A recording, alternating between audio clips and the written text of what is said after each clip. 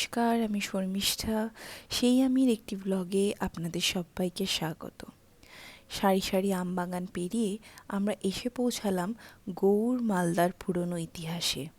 হিন্দু পুরাণে গৌড় মালদার উল্লেখ আছে।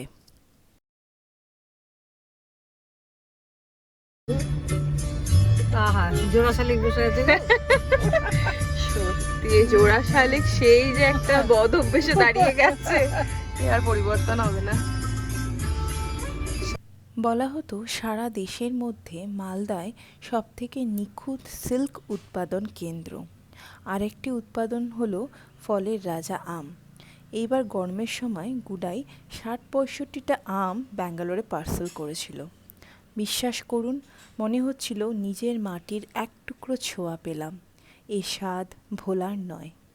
আমরা এসে পৌঁছালাম দাখিল দরওয়াজার সামনে। দাখিল দরওয়াজা মানে প্রবেশ দুয়ার।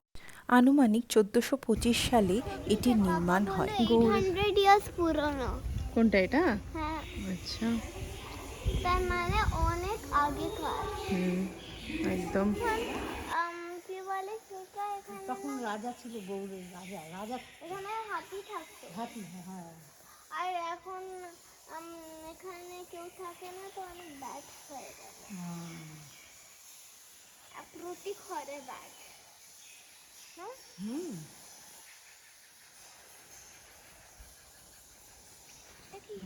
সব কেটে কেটে নিয়ে যাচ্ছে, খাবে বলে, গরু খাবে বলে।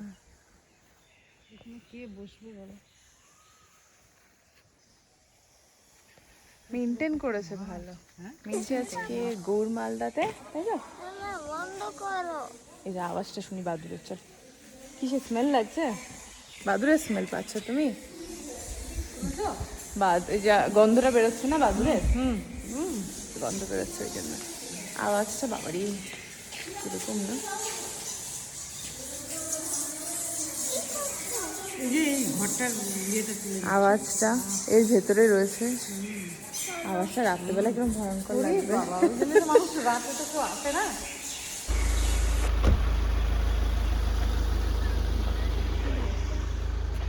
অনেক সাধন আছে। এটা ছিন্ন মস্ত মন্দির।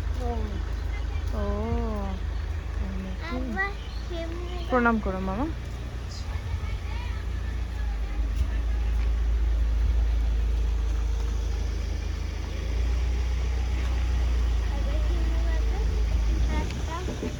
ছিন্নমস্তা মন্দির দেখে আমরা চলে এলাম বারোদুয়ারি। বারোদুয়ারি মানে ১২টা দুয়ার, ১২টা দরজা। খুব সুন্দরভাবে এটাকে মেনটেন করা রয়েছে, পরিষ্কার পরিচ্ছন্ন। এক ফোঁটা জ্বালা নাই, কিছু নাই, মেনটেন করেছে খুব সুন্দর করে।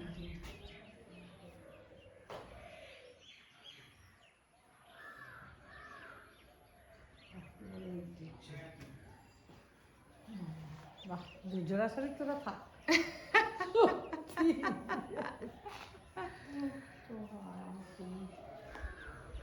গড়িয়া ইট এটাকে বলে, জানো? এই ইটটাকে বলে গড়িয়া ইট। গড়িয়াই গড়িয়া ইট।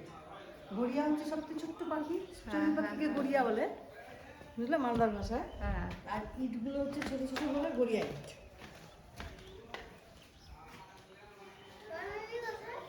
বড় মেমি ওই দিকটাতে ফোন এসছে মনে হয়, বড় মেমি এখানে আছে। কি পরিষ্কার করছি না, একটা মাকড়সার জ্বালা।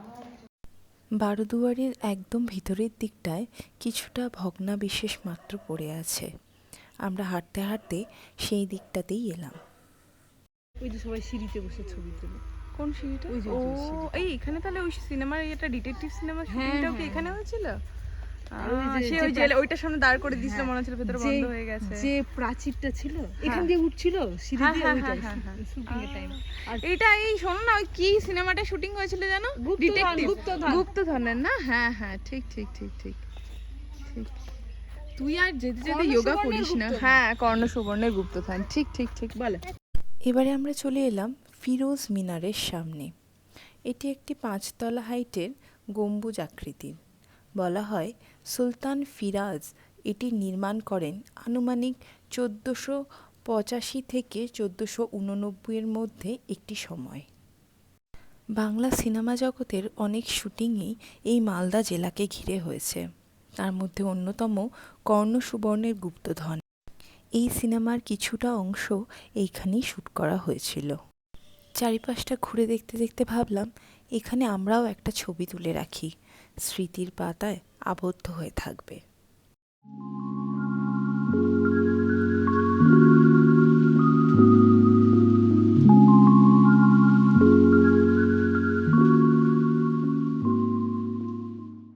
কত পুরনো গাছ, একটা গাছের মধ্যে দিয়ে আরেকটা গাছ, কি অপূর্ব সুন্দর লাগছে দেখতে। দেখতে দেখতে আমরা চলে এলাম চিকা মসজিদের সামনে। চিকা অথবা ব্যাট বা বাদুড় এর নামেই এটির নামকরণ হয়। বলা যায় যে এখানে নাকি প্রচুর পরিমাণে বাদুড় থাকে, সেই কারণেই এর নাম চিকা মসজিদ। কাঠ বিড়ালিটা পড়বে।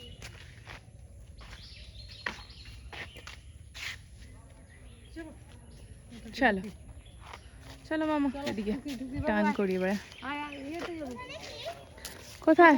ওখানে আর কিছু নেই। চলে এলাম আমাদের গৌড় মালদা ভ্রমণের শেষ অধ্যায়। এখান থেকে এবারে বাড়ির পথে রওনা দেব।